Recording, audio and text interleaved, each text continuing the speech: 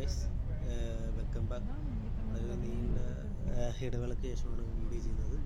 So ഇന്നത്തെ video നമ്മൾ ഇന്ന് കാണാൻ പോകുന്നത് മലേഷ്യയിലെ ചില നല്ല കാഴ്ചകളും നിങ്ങളുടെ മലേഷ്യൻ ട്രിപ്പിൽ നിങ്ങൾക്ക് ഒഴിച്ചുകൂടാതെ പോയി കണ്ടിരിക്കേണ്ട കുറച്ച് സ്ഥലങ്ങളുമാണ്. സോ നമുക്ക് വീഡിയോയിലേക്ക് പോകാം.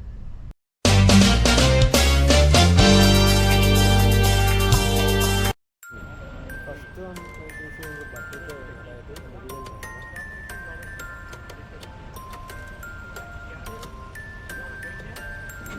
ബട്ടൂക്ക് കേവ് എന്ന് പറയുമ്പോഴത്തേക്കും വേൾഡ് ലാർജസ്റ്റ് മുരുകൻ്റെ ഒരു സ്റ്റാച്ചു ഉള്ള ഒരു അമ്പലമാണ്. അതായത് ലോകത്തിലെ ഏറ്റവും വലിയ ഒരു സ്റ്റാച്ചു ആണ് നമ്മളിപ്പോൾ കണ്ടത്. അതുപോലെ തന്നെ അറൗണ്ട് 272 കളർ സ്റ്റെപ്പുകളുള്ള ഒരു ക്ഷേത്രമാണ്. ഇതിന് വർഷങ്ങൾ പഴക്കമുള്ള ക്ഷേത്രമാണ്. ഒരു കേവാണ്. കേവിനകത്താണ് ഈ ക്ഷേത്രം സ്ഥിതി ചെയ്യുന്നത്, മുരുകൻ്റെ അമ്പലം സ്ഥിതി ചെയ്യുന്നത്.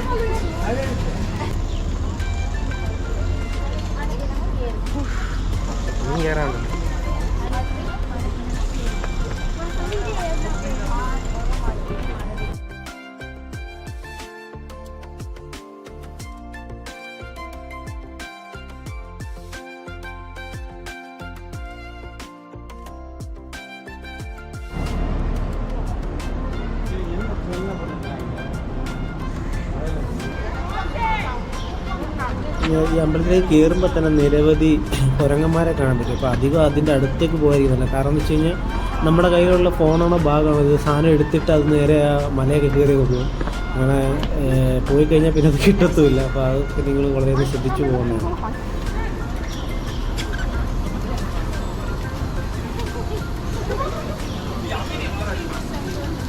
അകത്തേക്ക് കയറുമ്പോൾ നമുക്ക് അധികം വവ്വാലുകളൊക്കെ കാണാൻ പറ്റും. കാരണം ഒരു കേവ് ആയതുകൊണ്ട് അതിനകത്ത് ഇപ്പോഴും വവ്വാലുകളൊക്കെ നമുക്ക് കാണാൻ പറ്റും. എത്ര അനക്കം തട്ടിയിട്ടും ആ വവ്വാലുകളൊക്കെ ഇപ്പോഴും അവിടെയൊക്കെ തന്നെയുണ്ട്.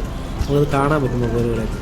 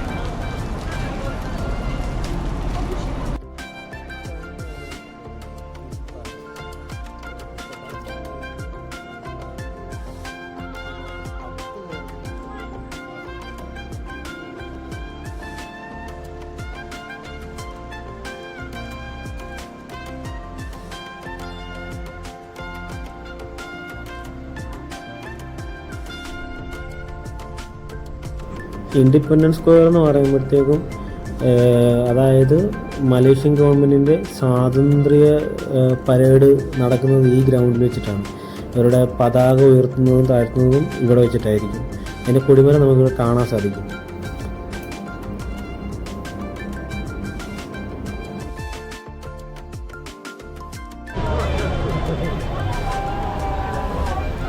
ഈ കാണുന്നതാണ് പവിലിയൻ മാൾ. മലേഷ്യയിലെ ഒന്നൊക്കെ ഫേമസ് മാളാണ്. അറൗണ്ട് 500-600 മുകളിൽ ഷോപ്പ് ഉണ്ട്. നമ്മുടെ നാട്ടിൽ ഗുരുമാൾ കാണും. നമ്മൾ പോയൊരു ക്രിസ്മസ് സമയത്തായിരുന്നു. അപ്പം ആർട്ടിഫിഷ്യലായിട്ടൊക്കെ മഞ്ഞ് ചെയ്ത് സെറ്റ് കാര്യങ്ങളൊക്കെ ഉണ്ടായിരുന്നു. അപ്പം അതിനകത്തുള്ള വിഷു അടിപൊളിയാണ്. നമുക്ക് ബ്രാൻഡ് ഐറ്റംസ് ആയിട്ടുള്ള കാര്യങ്ങളല്ല. കറക്റ്റ് പറഞ്ഞു കഴിഞ്ഞാൽ നമ്മൾ ഗുരുമാൾ സെറ്റപ്പ്, അതായത് ബ്രാൻഡ് ഐറ്റംസ് ആയിട്ടുള്ള ഷോപ്പുകളാണെങ്കിൽ ഒരു മാളാണ്.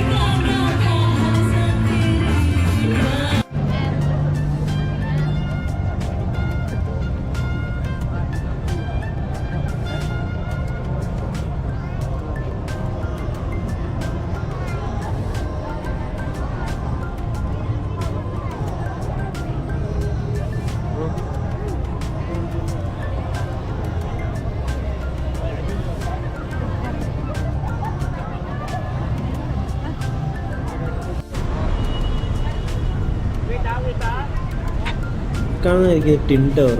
രാവിലെ കാണുന്ന ബ്യൂട്ടിയൊക്കെ അടിപൊളി, രാത്രിയിൽ കാണുന്നതായിരിക്കും. നിങ്ങളുടെ ട്രാവൽ പാക്കേജ് ആയിരുന്നു, നിങ്ങളെ ചിലപ്പോൾ രാവിലെ ആയിരിക്കും കൊണ്ടുവരിക, ചിലപ്പോൾ രാത്രി ആയിരിക്കും കൊണ്ടുവരുന്നത്. ഇത് രണ്ടും കാണാൻ നല്ല ഭംഗിയാണ്. പക്ഷേ കുറച്ചുകൂടെ ഞാൻ പ്രിഫർ ചെയ്യുന്നത് രാത്രിയിലായിരിക്കും. രാത്രി വരുന്നതിന് നിങ്ങൾക്ക് രാവിലെ അവർ കൊണ്ടുവന്ന് നിങ്ങളെ കാണിച്ചിട്ട് പോവുകയാണെങ്കിൽ തന്നെ രാത്രി നിങ്ങൾക്ക് തന്നെ തനിയെ വരാവുന്നതാണ്. ടാക്സി പിടിച്ചിട്ട് നിങ്ങൾക്ക് തനിയെ വന്ന് കാണാവുന്നതാണ് ഈ ടിൻ ടവർ. അടിപൊളിയായിരിക്കും രാത്രി വിഷൻ. ഇതിന് മുമ്പുള്ള പേര് പെട്രോണസ് ടവർ എന്നായിരുന്നു. അറൗണ്ട് 2001 ഇത് നശിക്കപ്പെട്ടതാണ്. പിന്നെ അവർ വീണ്ടും റീകൺസിഡർ ചെയ്തതാണ്. ഇതിനെ ടിൻ ടവർ എന്നും പറയാം. ടിൻ ടവർ എന്ന് പറയുമ്പോൾ കുറച്ചുകൂടെ എല്ലാവർക്കും അറിയാവുന്നതായിരിക്കും. ഈ പെട്രോണസ് ടവർ എന്ന് പറഞ്ഞാൽ അധികം ആൾക്കാർക്ക് അറിയത്തില്ല. ടിൻ ടവർ എന്ന് പറയുമ്പോൾ എല്ലാവർക്കും അറിയാൻ പറ്റും.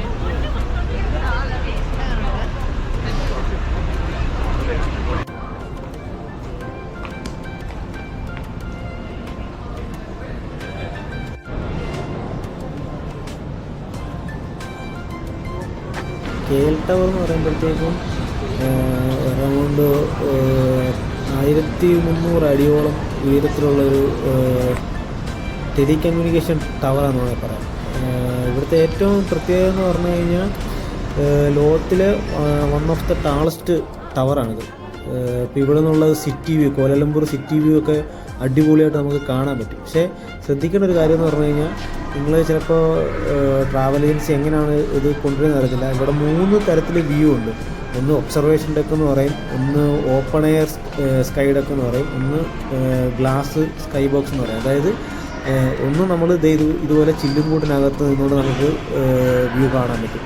ഇതിൽ തന്നെ രണ്ടാമത് ഒന്നുകൂടെ ഉണ്ട്, ഓപ്പൺ എയർ. അതായത് ഇതിന് ഒരു സ്റ്റെപ്പ് കൂടെ മുകളിലേക്ക് പോയിട്ട് നമ്മൾ ഓപ്പൺ എയർ ആയിട്ട് കാണിക്കും. അപ്പോൾ കുറച്ച് മനസ്സിന് കുറച്ച് ധൈര്യമൊക്കെ ഉണ്ടെങ്കിൽ നമ്മൾ കറക്റ്റായിട്ടൊരു ലൈനിൽ കൂടെ പിടിച്ച് നമ്മൾ ആ ഒരു സർക്കിൾ അടുപ്പിക്കും. ആ ടവറിൻ്റെ ഇതൊരു വൃത്താകൃതിയിലല്ല, അപ്പോൾ ഒരു സർക്കിൾ അടുപ്പിക്കും അവർ ഓപ്പൺ എയറിൽ കൂടെ തന്നെ. അങ്ങനെ പേടിപ്പിക്കുന്ന കാര്യമാണ്.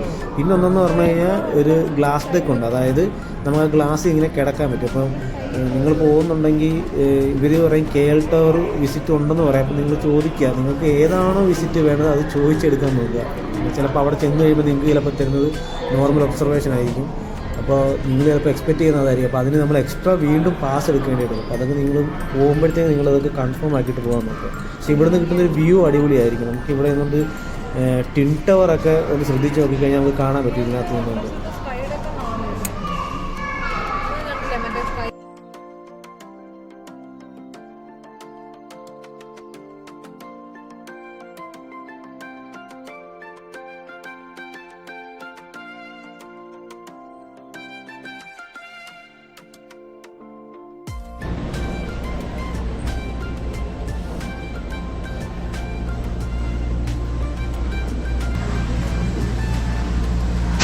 മലേഷ്യയിലെ ഗെൻഡിങ് ഐലൻഡ് എന്ന് പറയുമ്പോഴത്തേക്കും നമ്മൾ ഈ കേബിൾ കാറിലാണ് പോകുന്നത്. അപ്പോൾ ഇതിന് നടുക്കൊരു സ്റ്റേഷൻ കൂടെ വരുന്നുണ്ട്.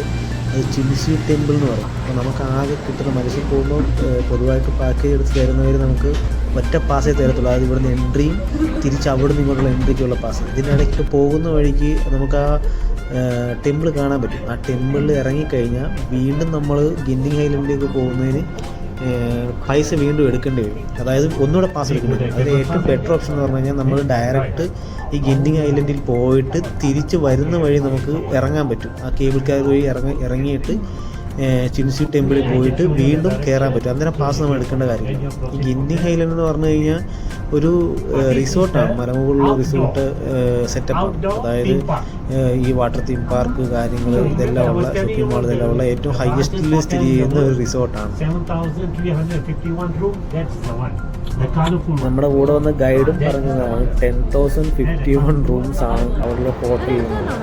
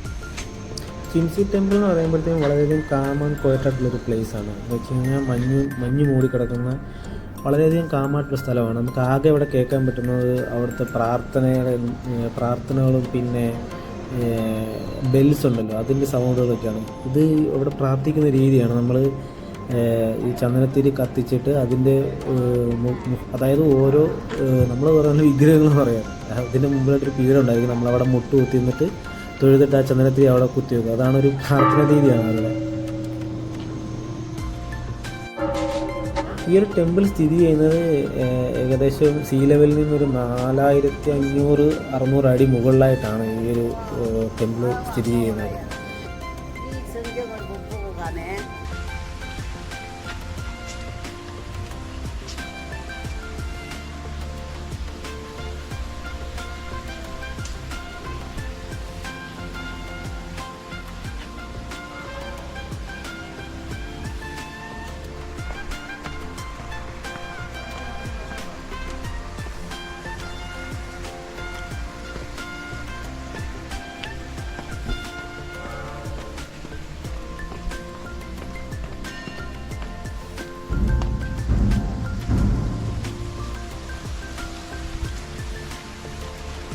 നമ്മുടെ നാട്ടിലൊക്കെ വെടിക്കെട്ട് പോലെ അത്ര ശബ്ദമുള്ളൊരു ഇതല്ല ഇവിടെ ചെയ്യുന്നത്. വളരെ ശബ്ദം കുറവാണ്.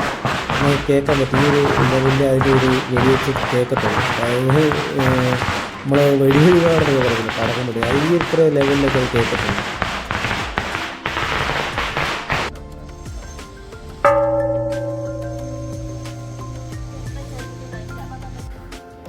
ഇത് ഇവിടുത്തെ മറ്റൊരു പ്രാർത്ഥന രീതിയാണ്. ഈ ഫ്ലാസ്കിൽ ചെറിയ കുറച്ച് കോലുണ്ടായിരിക്കും. അതിങ്ങനെ നമ്മൾ ഷെയ്ക്ക് ചെയ്ത് അതിൽ നിന്നൊരു ഏതെങ്കിലും ഒരെണ്ണം മാത്രം താഴെ വീഴുമ്പോഴത്തേക്ക് അത് നിർത്തിയിട്ട് അതിനുശേഷം അവിടെ അർദ്ധചന്ദ്രക്കലാകൃതിയിലുള്ള തടിയുടെ 2 സ്തൂപങ്ങളുണ്ട്. ഇത് സാധനം നമ്മൾ 2 കയ്യിൽ വെച്ചിട്ട് ഷെയ്ക്ക് ചെയ്ത് താഴെ ഇടണം. ഒന്ന് മലന്നും ഒന്ന് കമന്നും വീഴുമ്പോൾ മാത്രം നമുക്ക് ആ ഒരു സ്റ്റിക്ക് എടുത്തിട്ട് അവിടെ നമ്മളവിടെ പറഞ്ഞു കഴിഞ്ഞാൽ ഇത് കൈനോട്ടക്കാരല്ല, അതുപോലെ തന്നെ അവിടെ ഇത് നോക്കി പറയുന്ന ഒരാളുണ്ട്. അപ്പോൾ നമുക്ക് ഈ ഒരു സ്റ്റിക്ക് കാണിച്ച് ആ സ്റ്റിക്കനുസരിച്ച് ഒരു ചീട്ട് കിട്ടും. ആ ചീട്ട് നമ്മൾ അവിടെ നിന്ന് കളക്ട് ചെയ്തിട്ട് ആ ചീട്ടുമായിട്ട് ചൈനീസിലായിരിക്കും അത് എഴുതി വെച്ചിരിക്കുന്നത്. ആ ചീട്ടുമായിട്ട് നമ്മൾ ചെന്ന് കഴിയുമ്പോഴത്തേക്കും അതിനെ ആസ്പദമാക്കിയിട്ട് നമ്മൾ കൈനോട്ടക്കാരെന്താണോ ഭാവിയെപ്പറ്റി പറയുന്നത് അതുപോലെ ആ ചീട്ടിനെ ആസ്പദമാക്കിയിട്ട് നമുക്ക് കുറച്ച് കാര്യങ്ങൾ അവർ പറഞ്ഞു തരുന്നത്.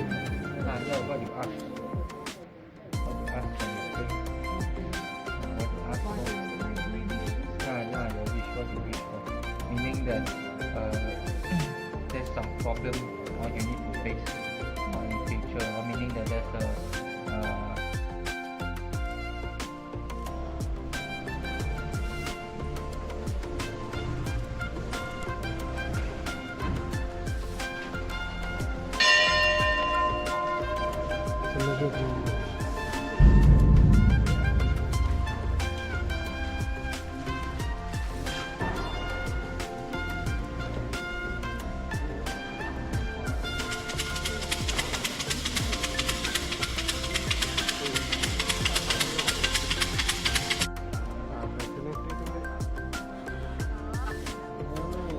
പെട്ടെന്ന് സ്ട്രീറ്റ് എന്ന് പറയും. ദേശീയ ഒന്നാമത്തെ ലോക്കൽ മാർക്കറ്റ് നമ്മുടെ എറണാകുളത്തെ ബ്രോഡ്വേ പോലെയാണ്. ഇവിടെ കിട്ടുന്ന സാധനങ്ങൾ ഇതൊരു ഷിഫ്റ്റ് പോലെയൊക്കെയാണ്.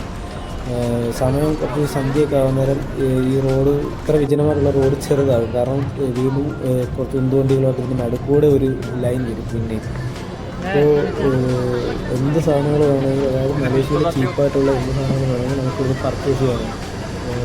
അതായത് ഇതൊരു റോഡാണ്.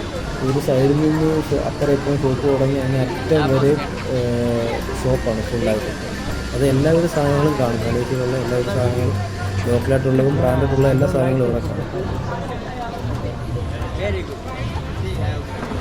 ഈ പാക്കേജ് ടീം ചിലപ്പോൾ ഈ സ്ഥലങ്ങളൊന്നും ചിലപ്പോൾ നിങ്ങൾക്ക് ചിലപ്പോൾ ഉൾപ്പെടുത്തുക, ചിലർ ഉൾപ്പെടുത്തും, ചിലർ ഉൾപ്പെടുത്തില്ല. പക്ഷേ നിങ്ങൾ റൂം എടുക്കുന്നത് കോലാലംപൂർ ആ ഒരു ഏരിയയിലൊക്കെ ആണെങ്കിൽ നിങ്ങൾക്ക് ക്രാബ് എന്ന് പറഞ്ഞിട്ടൊരു മലേഷ്യയിൽ ടാക്സി സർവീസ് ഉണ്ട്. നിങ്ങൾക്ക് അതിൽ ജസ്റ്റ് ആ ആപ്ലിക്കേഷൻ ജസ്റ്റ് ഡൗൺലോഡ് ചെയ്തിട്ട് എനിക്ക് വേണ്ട ലൊക്കേഷനിലേക്ക് ജസ്റ്റ് മാപ്പ് ഇട്ട് പോകാം. നമ്മുടെ നാട്ടിൽ ഊബറൊക്കെ പോലെ തന്നെ ചീപ്പ് റേറ്റിന് നമുക്ക് ട്രാവൽ ചെയ്യാൻ പറ്റും. പക്ഷേ പുറത്തുനിന്ന് നിങ്ങൾ കാറ് വിളിക്കുകയാണെങ്കിൽ അവർ നല്ലൊരു റേറ്റ് പറയും.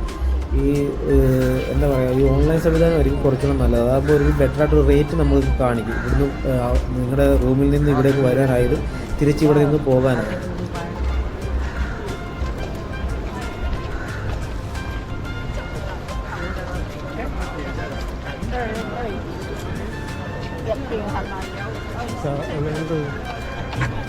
ഒരുവിധപ്പെട്ട സാധനങ്ങളൊക്കെ വാങ്ങാൻ വേണ്ടി നിങ്ങൾക്ക് ബാർഗെയിൻ ചെയ്യാൻ പറ്റും. അതായത് ഇവർ പറയുന്ന ആ ഒറ്റ റേറ്റ് തന്നെ നമ്മൾ കൊടുക്കാൻ നിൽക്കുന്നത്. അതിന് ചെറിയ ചെറിയ ബാർഗെയിനൊക്കെ നടത്തും. വലിയ രീതിയിൽ ഇപ്പം 100 പറഞ്ഞെടുത്ത് 40 എന്ന് പറഞ്ഞു കഴിഞ്ഞാൽ അവർ നല്ലോണം ആട്ടും. അത് വേറെ കാര്യം. അപ്പോൾ ഒരു മാന്യമായിട്ടുള്ള ബാർഗെയിനിങ് നടത്തുകയാണെങ്കിൽ നമുക്ക് കുറഞ്ഞ വിലയ്ക്ക് ഒരു സാധനം തരും. കാരണം വെച്ച് കഴിഞ്ഞാൽ അടുത്ത ഷോപ്പിലേക്ക് പോകാൻ തുടങ്ങുമ്പോഴത്തേക്ക് അവർ നമ്മളെ വിളിച്ചിട്ട് ബാർഗെയിനിങ് ആ സമയത്ത് നമ്മൾ നല്ല രീതിക്ക് ഒരു വില പറഞ്ഞെടുക്കുകയാണെങ്കിൽ നമുക്ക് സാധനം കുറഞ്ഞ റേറ്റിൽ എടുക്കാൻ പറ്റും.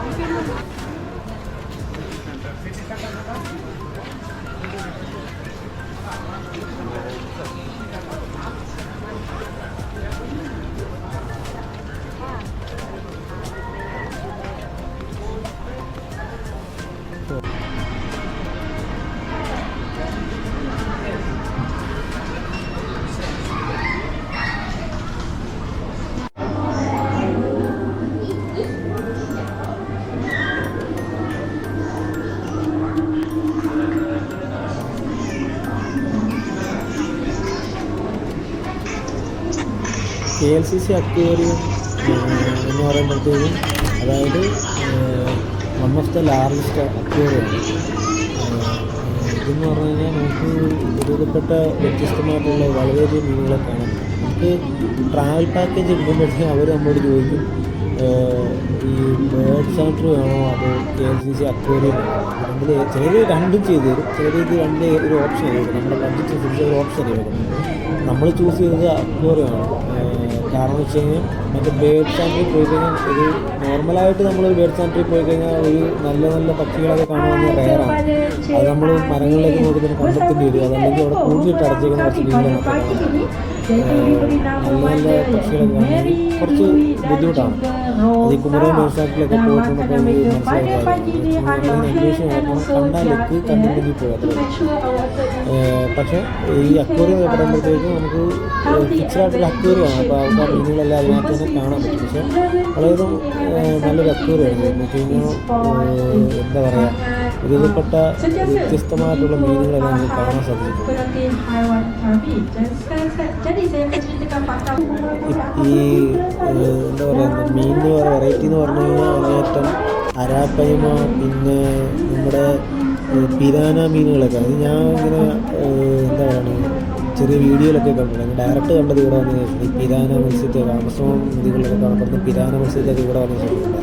നമ്മൾ കയറി വരുമ്പോൾ ഇങ്ങനെ കുറച്ച് ഫോട്ടോ എടുക്കുന്ന സെറ്റപ്പ് കാര്യങ്ങളൊക്കെ ഉണ്ട്. അനാവശ്യമായി പോയി കാശുകളായിരിക്കും നല്ലത്. എന്ന് വെച്ച് കഴിഞ്ഞാൽ അതിൽ നല്ല ഫോട്ടോഷോപ്പ് നമുക്ക് ചെയ്യാൻ പറ്റും. അത് ജസ്റ്റ് ഫോട്ടോ എടുത്തിട്ട് ബാക്ക്ഗ്രൗണ്ടിലൊരു മീനുകളുടെ കൂടെ ഇരിക്കുന്ന ഒരു രീതിയിലുള്ള ഫ്രെയിം നമുക്ക് ചെയ്ത് തരുവാണ്. ഇത് സാധനം നമുക്ക് തന്നെ ഫോട്ടോഷോപ്പ് അതിൽ നല്ല ബെറ്ററായിട്ട് ചെയ്യാൻ പറ്റുന്ന ഭയങ്കരമാണ്. വെറുതെ ചെയ്യേണ്ടവർക്ക് ചെയ്യാം, പക്ഷേ അനാവശ്യമായിട്ട് കാശുകളായിരിക്കും എനിക്ക് തോന്നുന്നു നല്ലത്.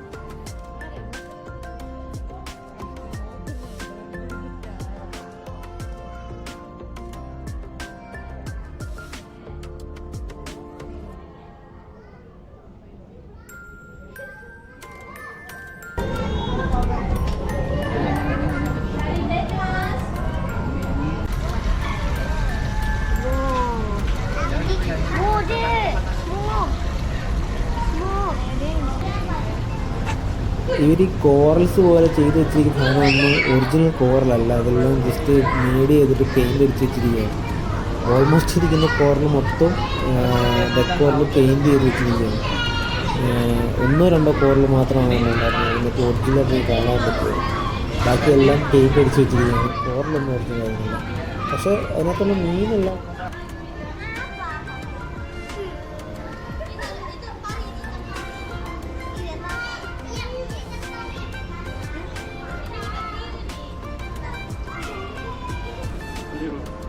ഈ കാണുന്നതാണ് പിരാന മത്സ്യം. നമ്മൾ ലൈഫിൽ ആദ്യമായിട്ട് നേരിട്ട് കാണുന്നത് ഇവിടെ വെച്ചിട്ടാണ് പിരാന മത്സ്യം.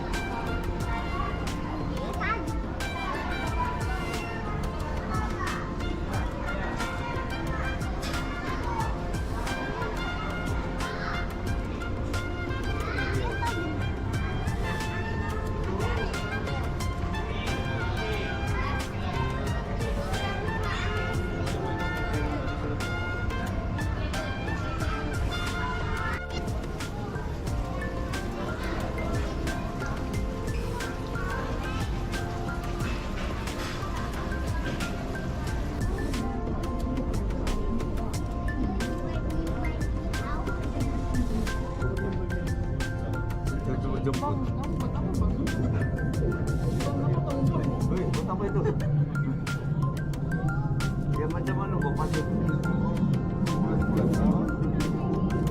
Atau orang tengah tambah pasir.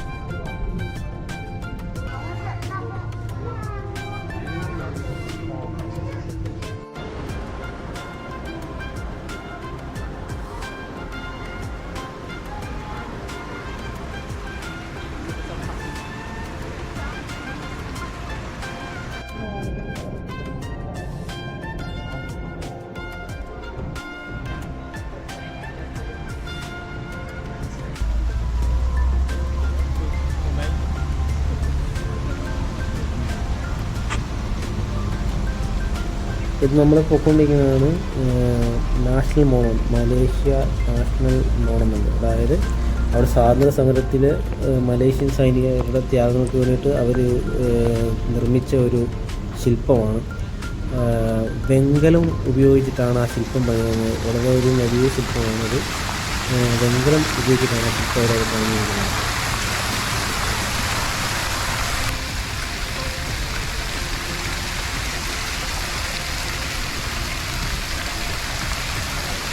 ഈ കാണുന്ന ബിൽഡിങ്ങാണ് മെർഡേക്ക 118. ലോകത്തിലെ ബുർജ് ഖലീഫ കഴിഞ്ഞാൽ ലോകത്തിലെ രണ്ടാമത്തെ ഏറ്റവും വലിയ ബിൽഡിങ്ങാണ് ഈ കാണുന്നത്.